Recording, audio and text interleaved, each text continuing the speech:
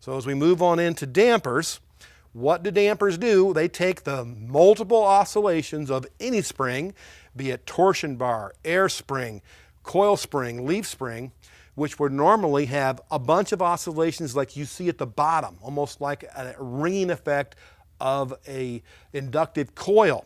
But in this case, motion, doing this, boing, boing, boing, boing. And that's going to be bad for stability and control of the vehicle. Not to mention, it's a little bit irritating. You're going down the road, you're constantly doing this after one bump.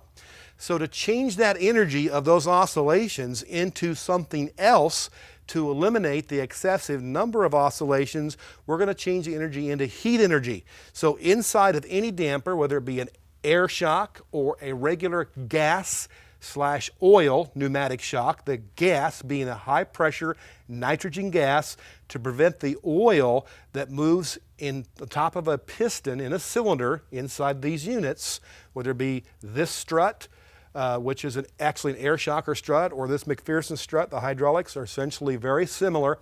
We're going to change that motion of upward and downward into a resistance pushing an oil through an orifice of a particular size valving, depending on the valving in the shocker strut and how much of that oil we're going to allow through that valving as we have the compression and the rebound of the spring and the damper.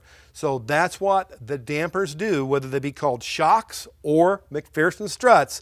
They change those multiple oscillations into, let's say, 1.5 oscillations.